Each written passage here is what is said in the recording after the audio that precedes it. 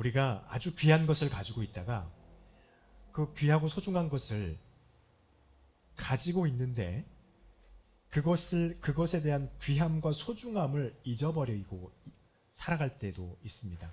그러다가 어느 순간 어떤 사건이나 계기를 통해서 내가 가지고 있는 어떤 것이 얼마나 귀하고 소중한 것인가를 깨달았을 때 우리는 라고 하는 탄성을 자아내면서 내가 지금 가지고 있는 이것이 얼마나 소중한 것인가, 또 이것을 처음에 우리가 얻었을 때, 내가 이것을 가지고 왔을 때 이것 때문에, 이것을 얻었고 이것을 내가 소유한 것 때문에 얼마나 좋아했고 기뻐했는지에 대한 것들을 생각이 날 때가 있습니다. 그래서 가지고 있는데 그것에 대한 귀중함과 소중함을 잊어버리고 있을 때, 그리고 그걸 다시 되찾았을 때 우리의 마음에 찾아오는 그런 감동과 기쁨이 우리에게 있는 것을 우리는 가끔 경험을 합니다. 오늘 우리가 읽었던 이 본문의 29장에 있는 이 말씀, 히스기야 왕입니다. 히스기야 왕이 하나님 앞에 서 있을 때 이스라엘 백성들이 하나님으로부터 얻었던 아주 귀중한 것을 얻었었지만 그것을 그들이 시간이 지나면서 잊어버리게 됩니다. 그렇다고 해서 그것이 자신들의 옆에서 사라져버리고 떠나버렸었냐? 그것은 아니었어요. 그들에게 있었습니다. 그런데 그 있었던 그것의 귀중함과 소중함을 잊어버리고 있었던 것이죠. 그리고 망각하고 있었던 것이었습니다. 그런데 히스기야가 왕이 되었을 때 자신의 아버지가 이제 그 왕의 자리에서 내려오고 그 하나님의 부르심을 받고 내려간 이후에 히스기야가 왕이 되었습니다. 25세 왕이 되었는데 히스기야의 마음 가운데 자기 아버지와는 다른 한 가지가 있었습니다. 그것은 하나님을 향한 열망함과 간절함이 히스기야 왕에게는 남아 있었습니다. 그러나 그가 왕이기 전에 왕자였던, 우리나라 조선의 문화를 보면 세자였을 당시에 그가 가지고 있었던 하나님을 향한 어떤 마음을 강하게 표출해낼 수가 없었습니다. 왜냐하면 자신이 왕이 아니었고 그것을 드러냈을 때 자기 아버지에게 어떠한 적대감을 드러내서 정치적으로 자신이 아버지에게 대적한다라고 하는 그런 뉘앙스와 메시지를 충분히 줄 수 있었기 때문에 그는 자신이 가지고 있었던 그러한 하나님을 향한 마음을 누르고 본인 안에 간절함을 봉인해 두었다가 자신이 왕이 되었을 때 그것을 다시 표출해 냅니다. 오늘 29장 전체 말씀을 다 읽고 싶었습니다. 그런데 그 말씀 다 읽기 너무 기니까 히스기야가 레위와 레위 족속과 제사장들을 불러놓고 그들에게 하나님의 말씀을 가지고 그들에게 일깨우는 장면이 이제 우리가 읽었던 10절과 11절에 그렇게 있습니다. 히스기야는 그렇게 했죠. 하나님께서 이스라엘을 향한 맹렬한 이 진노의 불을 내가 더 이상 받고 싶지 않다. 그래서 이것을 우리로부터 우리가 하나님의 그 진노로부터 떠나고자 하는 마음이 내게 있다라고 하면서 10절에서 히스기야가 고백하고 있습니다. 누구에게 말하고 있는 거냐면 레위 족속과 제사장들에게 이것을 말씀을 하고 있습니다. 그러면서 그들에게 부탁하죠. 게으르지 말아라. 그러면서 게으르지 말고 이제는 너희를 하나님이 택해서 그를 향하여서, 하나님을 향하여서 분향하고 하나님을 향하여서 일하는 것을 위해서 너희를 하나님이 택하셨는데 너희가 지금 게으르고 있다라고 하면서 게으르지 말라라고 선포하고 있는 말씀이 본문 10절과 11절에 있는 이 말씀입니다. 우리가 한 가지 알아야 할 게 있습니다. 다윗을 하나님께서 왕으로 삼으셨을 때 이스라엘은 한 민족이고 한 나라였고 하나님을 열심으로 섬기는, 또 하나님의 말씀과 하나님의 메시지가 늘 선포되어지고 그 메시지가 선포되어지는 것이 아주 자연스러운 나라였습니다. 그리고 선지자를 통하여서 하나님의 메시지를 다윗 시대 때 선포했을 때 이 하나님의 메시지는 온 이스라엘 백성들에게, 그리고 왕이었던 권력의 중심에 있는 다윗도 하나님의 메시지가 선포되어졌을 때 그 메시지 앞에 자신의 마음을 부복할 줄 아는 왕이었고 백성이었고 나라였습니다. 솔로몬 시대 때까지 그랬죠. 그리고 솔로몬 시대에 와서 다윗이 그렇게 열망했던, 다윗은 자신이 거할 궁을 아주 아름답게 아주 좋게 잘 지었거든요. 근데 다윗이 소망했습니다. 하나님, 나는 내가 거할 집을 지어놨는데 하나님을 예배할 그 초소를 만들기 원합니다. 건축하게 허락해달라고 기도했을 때 하나님 허락하지 않고 다윗이 하는 것이 아니라 솔로몬, 네 아들 솔로몬이 그것을 하게 될 것이다 라고 하면서 솔로몬이 하나님을 예배하는 성전을 짓게 됩니다. 그리고 그것을 하나님께 드리는 봉헌식을 드리면서 솔로몬이 드렸던 예물이죠. 우리가 많이 드립니다. 1000번제를 드려요.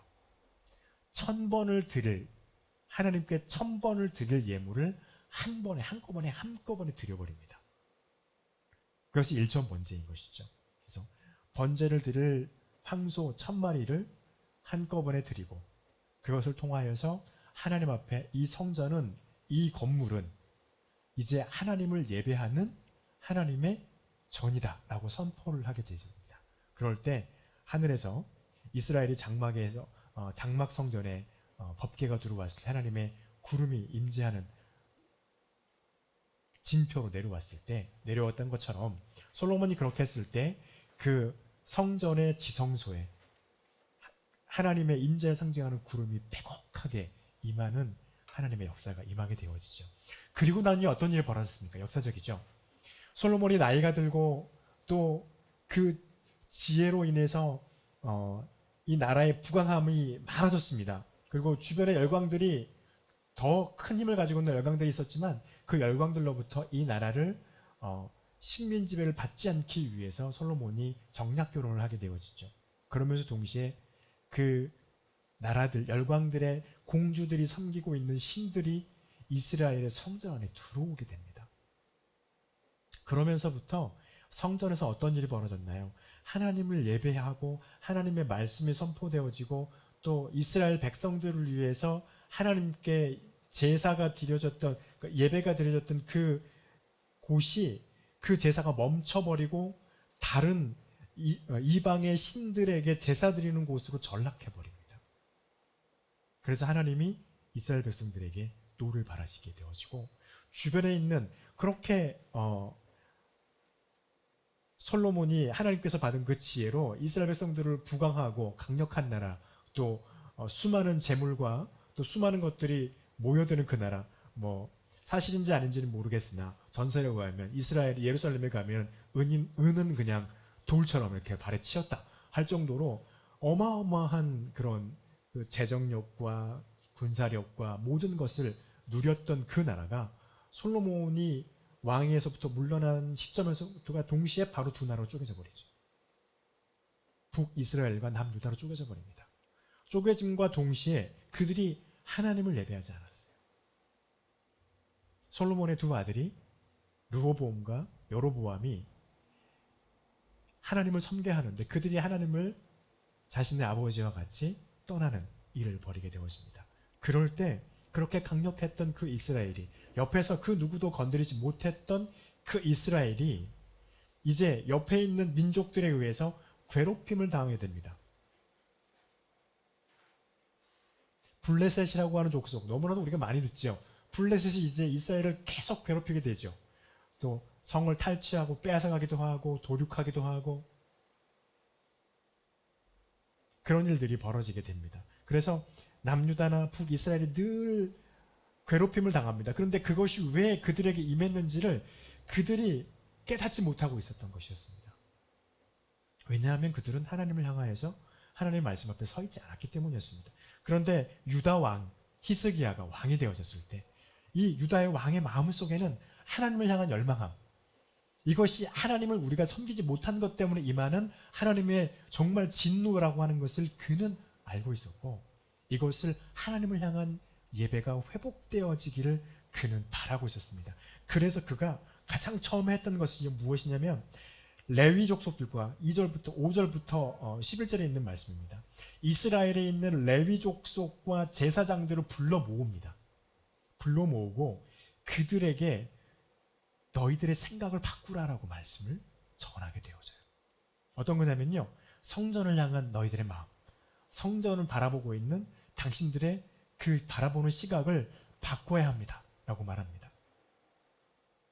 이 말을 했던 이유는 레위 족속과 제사장들의 생각 속에 하나님의 성전에 대한 그들의 생각이 완전히 잘못되어져 있다고 하는 것을 볼 수 있게 됩니다. 왜냐하면 하나님의 성전을 바라보는 그들의 시각은요, 그곳에서 하나님을 향한 예배, 또 해년마다 이스라엘을 향한 번제와 이스라엘 민족 전체의 죄를 속죄하는 속죄제를 드리고 그들을 정결하게 준비하고 하는 그런 행위들을 늘 주님 앞에 드리고 성전에서 그것을 위해서 준비하고 있어야 됐습니다. 그런데 그들은요, 그때 당시에 히스기야 왕이 왕에 오를 때 그들을 아무것도 하지 않고 있었어요.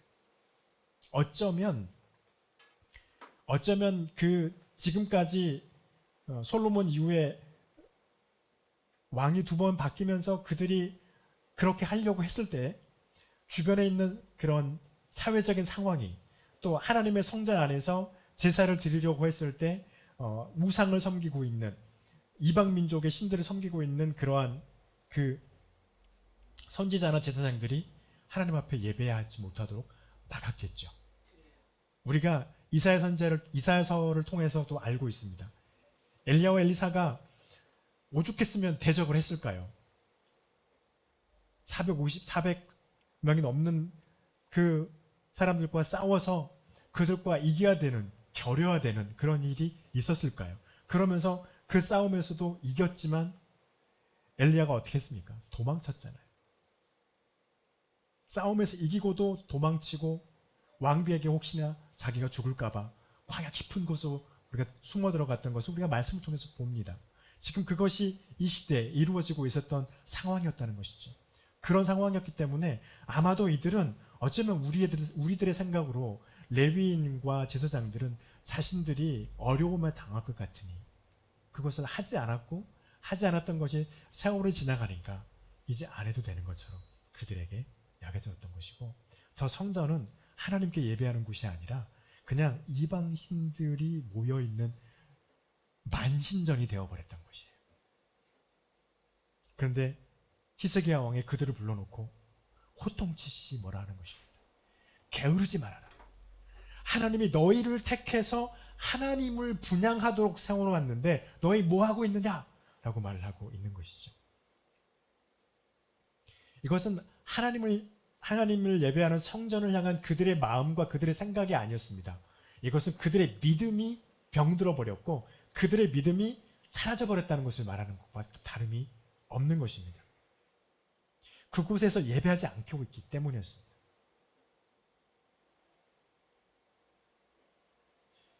그들은 말할 수 있었겠죠. 사회적인 상황이 이러하니까 우리가 그곳에서 하나님을 예배할 수 없었습니다. 라고 말할 수 있었을 것입니다. 이것은 우리들의 항변이고 우리들의 자기 합리화일 뿐인 것입니다. 그러나 하나님 앞에서는 어쨌거나 이것은 악한 일이었습니다. 왜냐하면 그들은 하나님의 성전에서 예배와 하나님을 향한 섬김을 집도하고 그것을 준비하는 일이었기 때문이었습니다. 그들에게 일깨운 것이죠. 이곳은 만신전이 아니라 하나님을 섬기는 곳이고 이 나라와 이 백성을 위해서 하나님 앞에 예배하고 기도하는 곳이고 그러한 곳인데 그곳이 지금 이렇게 만신전이 되어 있습니다. 레위 족속이요, 제사장들이요, 당신들의 마음을 깨워서 하나님 앞에 나오시오 라고 히스기야 왕이 먼저 그들을 부르고 그들을 교육하고 그들을 일깨웁니다.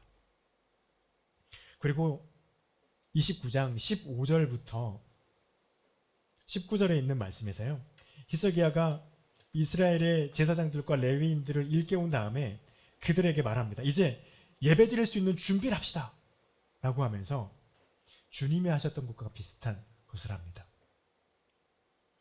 성전을 이제 회복하려고 히스기야가 레위 족속과 제사장들에게 명령합니다. 당신들은 성전에 가서 성전에서 하나님을 예배하기 위해서 필요한 것이 아닌 다른 것, 그런 것들은 다 가져다가 내어버리십시오. 아까 우리가 역사를 보면서 말씀드렸죠. 솔로몬이 후반부에 들어서서 하나님에 대한 마음, 그가 나이 든 이후죠. 나이 든 이후에 정략결혼을 해서 수많은 신들이 그곳에 있을 때 이제 하나님을 예배하는 예배가 멀어져 버렸고, 성전에서 하나님을 예배하는 예배가 아닌 만신, 다른 신들을 예배하는 예배로 다 바뀌어버린 상황이었습니다. 히스기야가 그것들을 가져다가 기드론 골짜기에서 갖다 버리라고 명령하게 됩니다. 그리고 레위 족속과 제사장들은 왕의 명령을 듣고 그것들을 다 내어다가 기드론 골짜기에 갖다 놓고 그곳에서 그것을 불태워 없애버리는 이 일을 하게 됩니다. 성전을 정화하는 것이죠. 그런데 15절 말씀 보면 이렇게 되어 있습니다. 그들이 그들의 형제를 모아 정결하게 하고 들어가서 왕이 여호와의 말씀대로 명령한 것을 따라 여호와의 전을 깨끗하게 하였다. 15절에 기록하고 있습니다. 여러분, 히스기야가 지사장과 레위 족속들에게 하나님의 성전을 정결하게 하는 것을 명령했을 때 자신이 그동안에 마음에 품고 왔던 하나님에 대한 그러한 것들을 품고 표출하고 싶었지만 표출하지 못했던 그 마음 때문에 마음속에는 어떤 분함이 있었을 거예요. 그 분함과 히스기야가 가지고 있는 어떤 생각이 있었을 것입니다. 그 생각으로 하나님의 성전을 정결하게 할 수도 있었을 것입니다. 그런데 히스기야 왕이 선택한 것은요, 하나님의 말씀을 따라서 전을 정결케 합니다. 그래서 그곳에서 하나님께 예배하기 위해서 필요한 것 외에 다른 신들을 섬겼던 것, 다른 신상들을 다 내어옵니다. 그리고 기드론 골짜기로 가져가서 여기 본문에서는 그곳에 가져가 그 기드론 시내에 가져갔더라라고 16절에 기록하고 있지만 실제로는 그것을 가져가서 그것을 불살라서 없애버리게 됩니다. 마치 모세가 시내산에서 늦게 내려오니까 아론을 협박해서 이스라엘 백성들이 자신들이 금을 가지고 금송아지 만들어 그것을 하나님이라고 그곳에서 예배하고 축제를 벌였던 것을 나중에 하나님이 아시고 모세를 통해서 그것들을 가져다가 불로 태우고 가루로 만들어서 다 뿌려버리죠. 그렇게 했던 것처럼 하나님이 히스기야를 통하여서 하나님의 성전 안에 하나님을 예배하는 것이 아닌, 하나님이 아닌 다른 이름으로 사람들이 섬기고 있는 그 신상과 그들을 위해서 예배했던 모든 기물들을 다 기드론 골짜기 시내에 가져가서 그곳에서 불태워서 없애버립니다.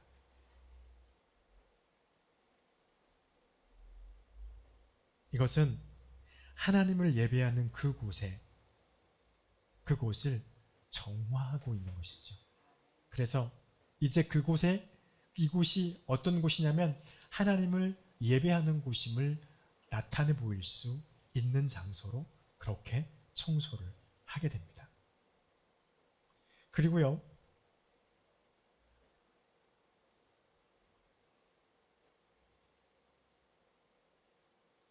이것을 하면서 동시에 어떤 일까지 하게 되면 이제는 그동안에 사용하지 않았던 예배를 위해서 모세를 통하여서 하나님이 만들어 놓으셨던 예배를 사용하기 위해서 만든 그런 모든 집기들을 다 꺼내와서 그것을 깨끗하게 씻습니다. 깨끗하게 씻고 원래 있었던 그 자리에 갖다 놓고 하나님의 성소 안에서 진설상에 차려졌던 진설상에 올라갔던 것들을 다시 회복합니다. 꺼져버렸던 7가지의 촛대를 이제 기름을 다시 들어가게 하고 그 촛대에 불을 붙이고 그리고 번제단을 가져다 놓고 그 번제단에 사용했던 모든 놋그릇들을 다 가지고 이제 제사를 드릴 수 있도록 그 자리에 가져다 놓습니다. 하나님께서 준비하시면 그곳에서 하나님의 말씀이 떨어지면 그곳에서 하나님을 예배할 수 있는 모든 준비를 다 갖추게 되어집니다.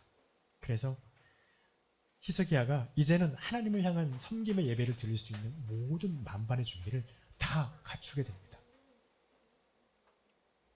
그리고 오늘 31절부터 36절에 보니까요, 히스기야가 이 모든 것을 다 하고 난 다음에 다시 한번 하나님 앞에 예배를 시작하게 되어집니다. 그러면서 동시에 어떤 일이 벌어졌습니까?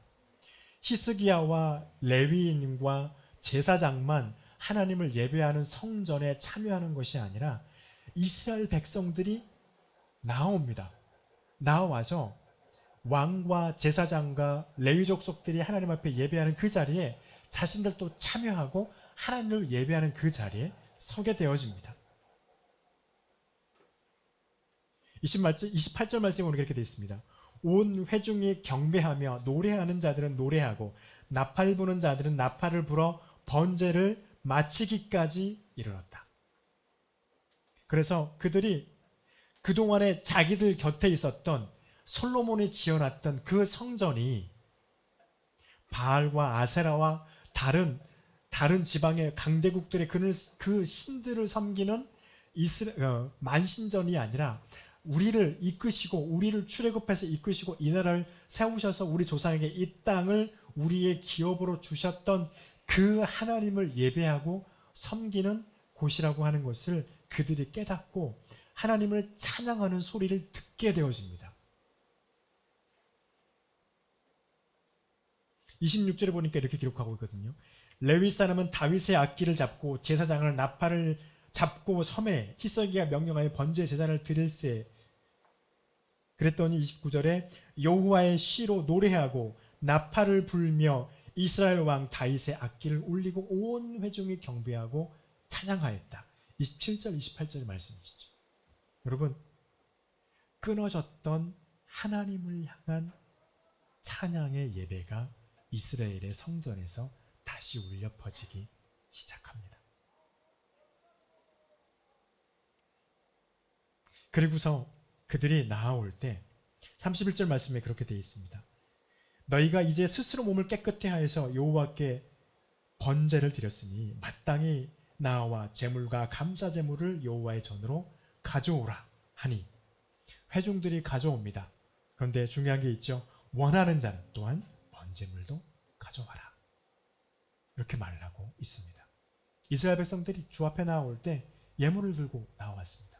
그러나 오늘 우리가 읽었던 시편 50편의 말씀 속에 보면 하나님은 그 예물을 원하지 아니하죠. 예물을 가져오는 이유는 단 한 가지인 것입니다. 하나님을 향한 우리들의 마음을 그 예물로 표현하며 주님께 드리는 것입니다.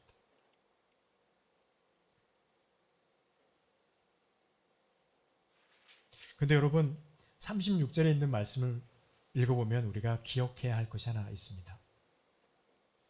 히스기야가 성전을 정결케 하고 하나님께 번제드리며 이스라엘 백성들과 모든 이들을 위한 번제를 하나님께 드리기 시작하는 이 하나님을 섬기는 예배에 대한 것인데 36절에 보면 이렇게 되어 있죠. 이 일이 갑자기 되었으나 진짜로 이 일은 갑자기 되었습니다. 히스기야 왕이 오르고 나서 갑자기 레위 족속과 제사장들을 불러 모으고 그들을 일깨우고 지금 뭐 하고 있습니까?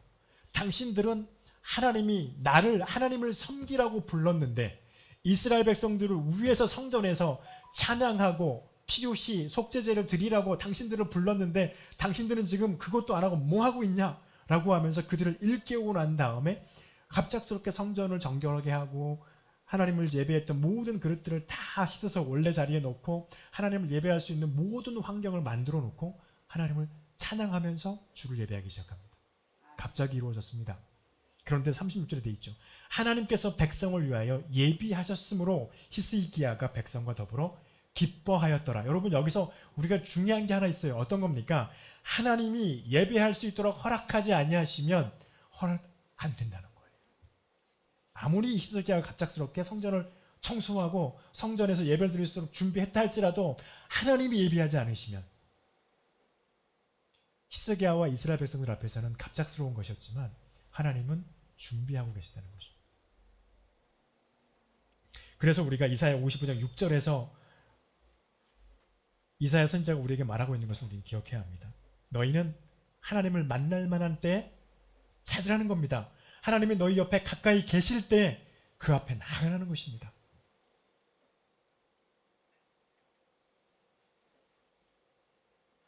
이렇게 하나님께서 그들에게 예배를 허락하셨을 때